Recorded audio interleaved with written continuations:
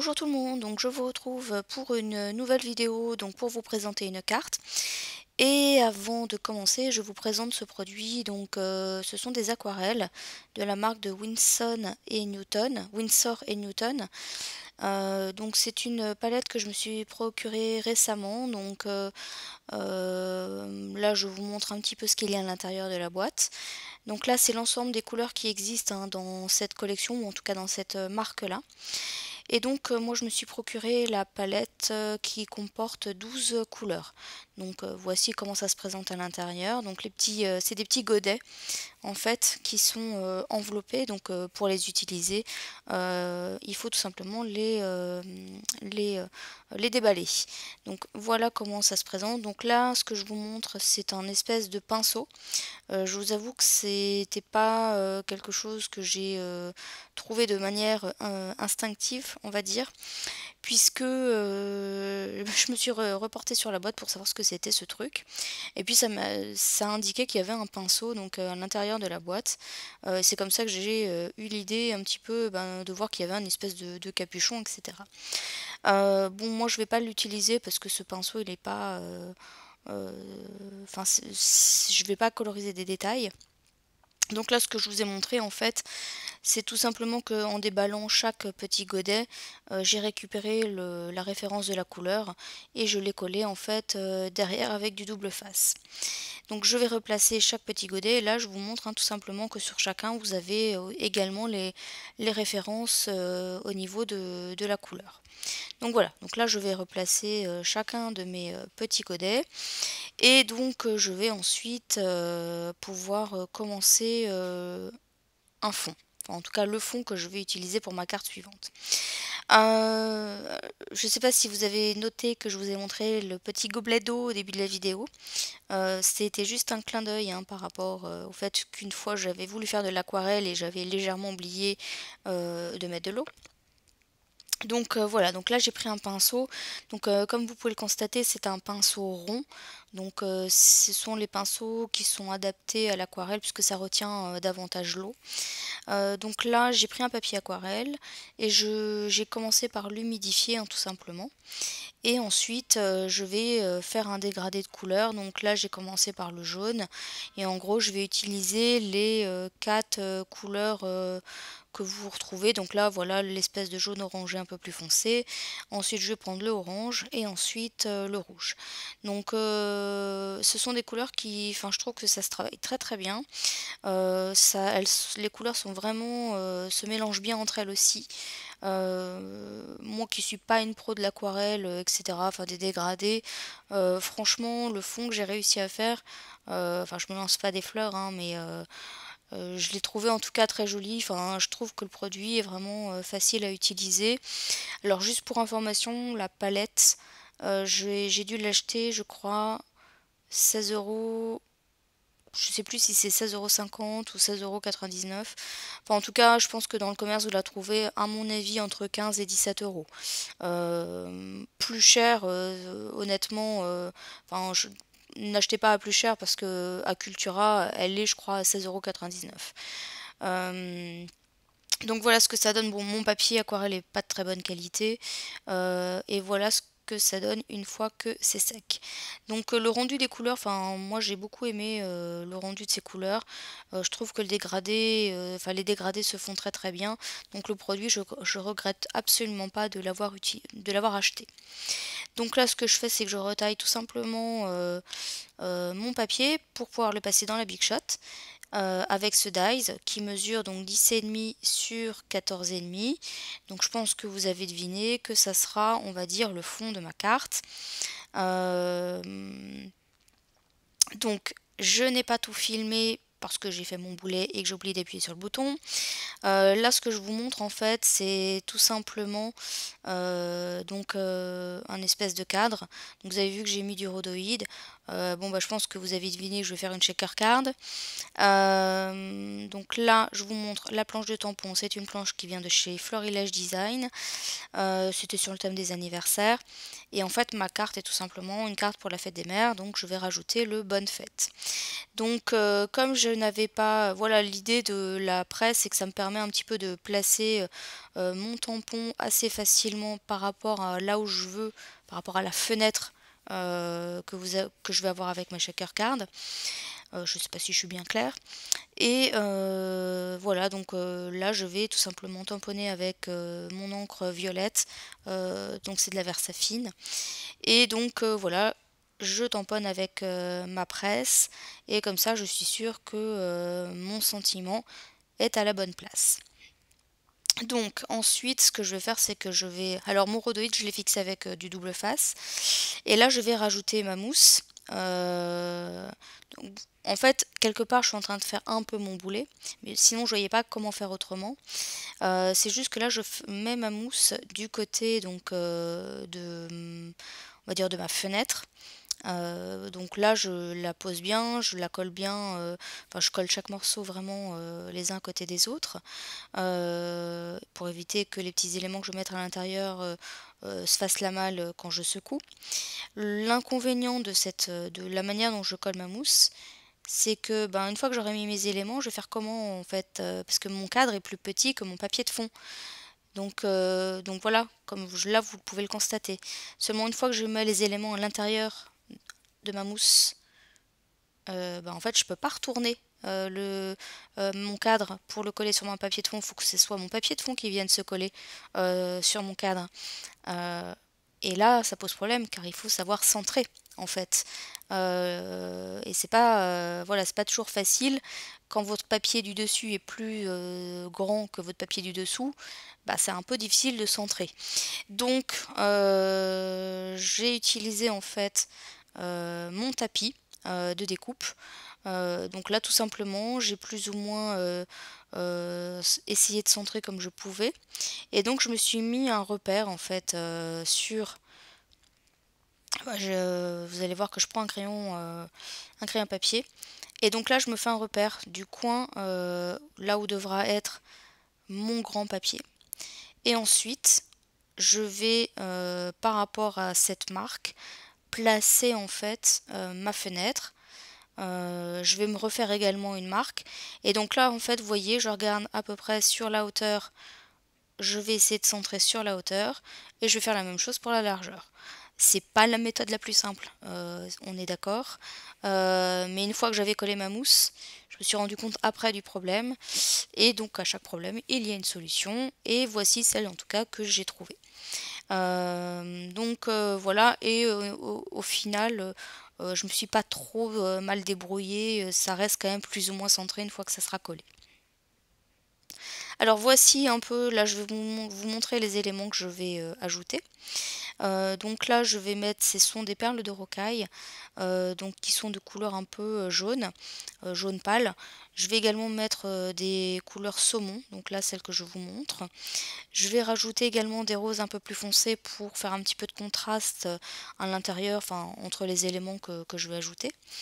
Et ensuite je vais rajouter des petits éléments, donc il y aura des petites étoiles, donc de couleur rose.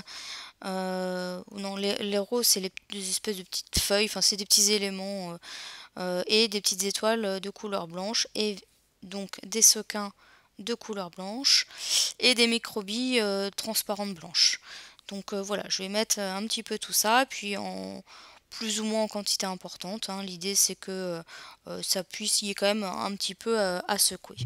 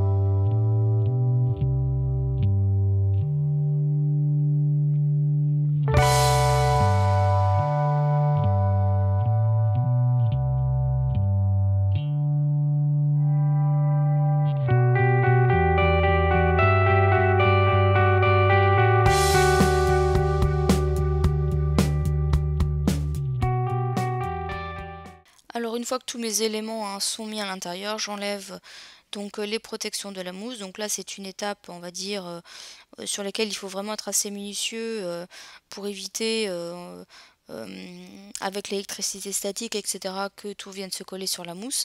Donc en enlevant les protections de la mousse il faut vraiment faire attention. Moi en général j'essaye également de centrer les éléments que je les mets au centre pour éviter que ça puisse se coller sur la mousse. Donc là vous voyez hein, je me suis aidée du repère que j'avais fait et donc voilà ce que ça donne au niveau du résultat. Alors le cadre que j'ai utilisé pour la shaker card, c'est peut-être un papier que vous reconnaissez puisque je l'ai déjà utilisé. Donc là, juste, c'est ma base de carte. Donc c'est une carte qui sera à volet et qui mesure 11 cm sur 14,5. Donc je disais le cadre, c'était certainement un papier que vous connaissez. Oui, alors je reviens. J'ai utilisé ma Distress, donc la Edge Mahogany, pour ancrer les bords de ma base de cartes. Donc je vais y arriver. Le papier que j'ai utilisé pour ma fenêtre, c'est un papier en fait que j'ai déjà utilisé. C'était un papier d'une page graphique 45 qui était orienté en fait steampunk. Donc j'avais déjà fait une checker card hein, qui ressemblait à celle-ci. Donc je vous renverrai éventuellement, je vous mettrai le lien de ma vidéo. C'était une checker card qui était plutôt masculine.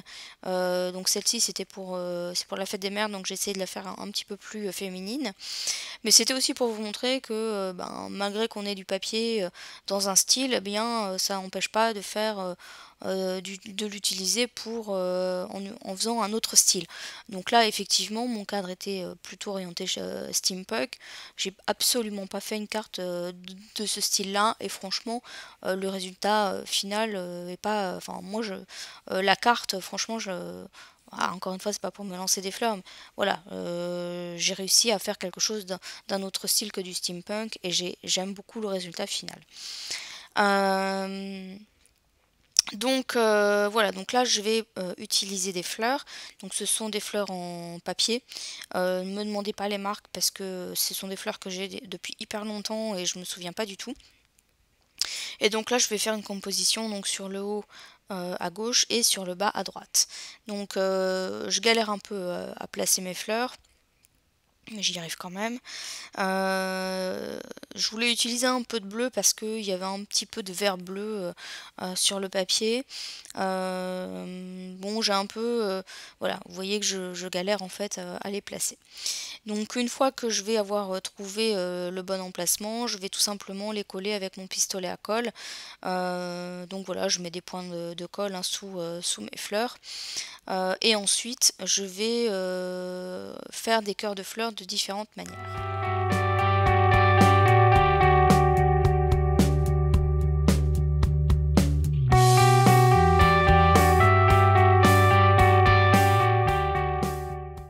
Alors voilà ce que ça donne pour le moment. Donc je vais utiliser ce produit, donc c'est du Glass Drop. Donc c'est une espèce, la couleur c'est du bleu pailleté. Et c'est... j'ai acheté ça sur la boutique... ça s'appelle Scrapbooking. Oh j'arrive plus à parler. Scrapbooking. Oh, j'avais décidé. Non mais je vais pas y arriver. Scrapbooking boutique. Si vous êtes sur Facebook, c'est la boutique de Caroline Loire. Et donc j'avais acheté ça sur sa boutique et ça fait un peu comme des enamel dots. Le produit est sympa. Je le trouve intéressant, on va dire. C'est facile à travailler. Là j'ai pris du bleu parce que mes fleurs étaient bleues. Sur une des fleurs vertes, je vais la coloriser avec du Wink of Stella doré. En fait en l'appliquant j'ai trouvé que ça faisait super foncé. Donc en fait je voulais le faire également sur toutes mes fleurs vertes. Mais quand j'ai vu comment ça tournait en fait en foncé, je trouvais que ça faisait un petit peu trop. Mais en fait c'est juste parce que le produit était pas sec. Parce qu'au final une fois qu'il a séché, le rendu rend plutôt pas mal. Donc pour le cœur de fleurs de celle-ci j'utilise donc c'est enfin ce qu'ils appellent chez Nelly Snellen de la peinture Pontura. En fait ça fait des demi-perles. Enfin oui, voilà, ça fait comme des demi-perles une fois que c'est sec. Et donc j'ai utilisé la couleur dorée et une couleur plutôt nacrée. Et le produit est tout à fait... enfin je veux dire, le bombé, ça reste bien, ça s'aplatit pas quand ça sèche. Parce que j'en avais acheté chez Action des produits comme ça, un petit peu du même style, mais quand ça sèche, ça s'aplatit en fait, donc c'est pas terrible. Et donc pour les autres fleurs, je vais utiliser des demi-perles de différentes couleurs. Donc je vais coordonner aux couleurs des fleurs. Donc pour la fleur bleue, j'ai utilisé une grosse demi-perle bleue. Pour la verte, ben, du vert. Et pour la jaune, ben, du jaune. Voilà. Donc j'ai coordonné mes couleurs de fleurs. Donc voilà ce que ça donne pour le moment. Oui, j'ai coordonné, j'ai aussi fait en fonction de la taille. C'est-à-dire que pour les grosses fleurs, j'ai utilisé des grosses demi-perles et pour les fleurs moyennes, j'ai utilisé des demi-perles moyennes. Donc voilà ce que ça donne pour le moment. Je vais rajouter donc ça c'est bon du glitter glue, donc des paillettes un petit peu sur ma fleur bleue. Donc sur celle-ci et sur celle du haut la plus foncée. Donc là j'en rajoute en fait tout simplement sur le bord des pétales et je ferai la même chose pour la fleur du haut.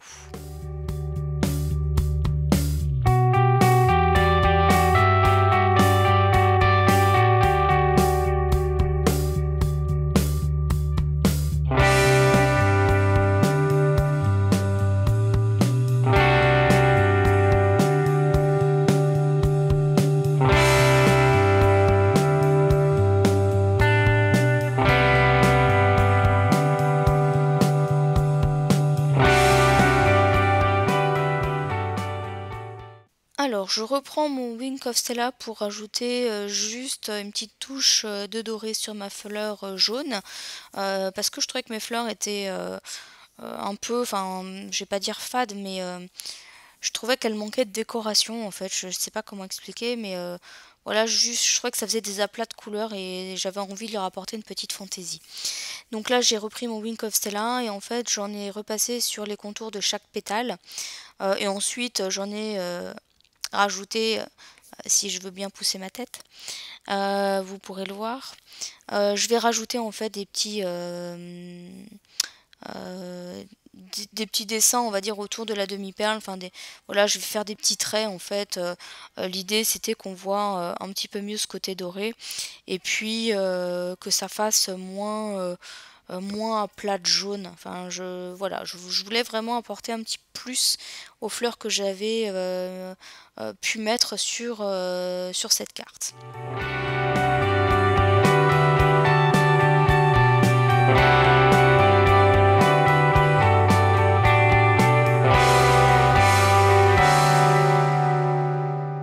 Alors voilà le résultat final de ma carte. Donc j'avais déjà réalisé une checker card qui ressemblait beaucoup à celle-ci. Je vous mettrai éventuellement le lien en barre d'infos. Mais voilà, j'avais envie d'en faire une autre, mais dans un style un petit peu plus féminin. Donc voilà, n'hésitez pas à me dire ce que vous en avez pensé. Et pour ma part, je vous retrouve bientôt dans une prochaine vidéo. Bye bye!